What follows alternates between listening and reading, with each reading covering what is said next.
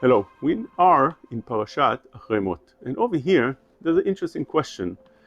We all know that HaKadosh Baruch Hu dwells with Am Yisrael. HaKadosh Baruch Hu loves Am Yisrael. HaKadosh Baruch Hu loves every person in Am Yisrael, and therefore His Shekhinah dwells with us. That's beautiful. But what happens if a person becomes tameh, impure, is contaminated with tum'ah? Does HaKadosh Baruch Hu still dwells with him? Over here in the parasha it says openly that he does.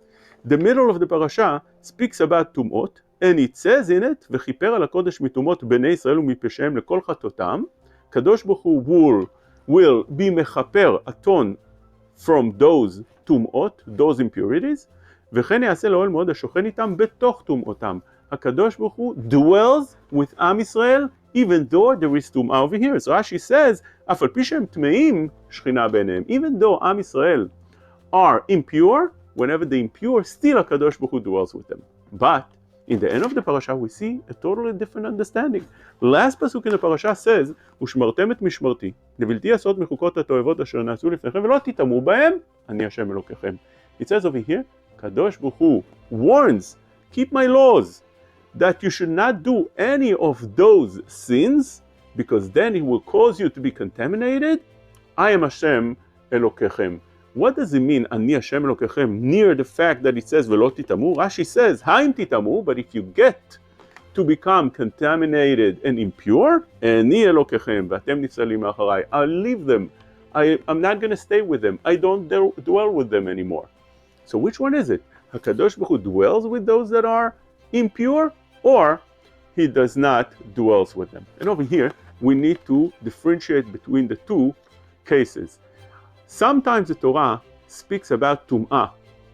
Tum'ah, impurity, which a person happened to become tameh by touching, let's say, a corpse, or touching something else that makes him tameh. This tum'ah also can go to the next person if that next person is being touched.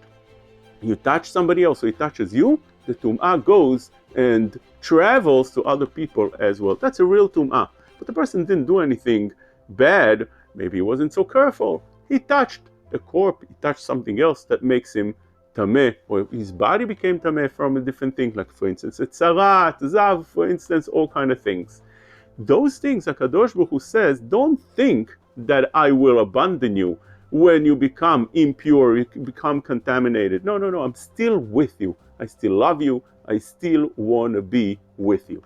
But in the end of the parasha speaks about terrible sins, the worst sins that a person could do.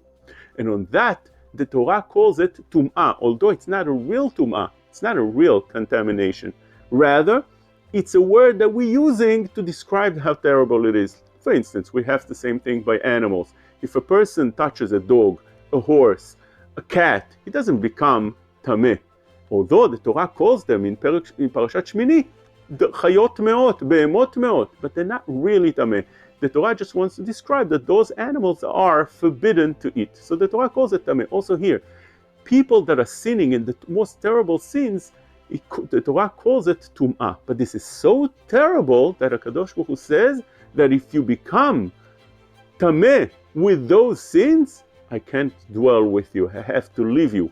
And therefore, the Rashi explains, Haim titamu, if you become tameh with those sins, Ani Elokechem, v'ma ana yesh li bachem, v'atem nifsalim milefanai. I have no benefit from being together with you, I'm going away.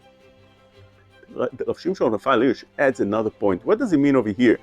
שמרתם את משמרתי לבלתי לעשות מחוקות התועבות. What's it mean, חוקות התועבות? חוקה means a law.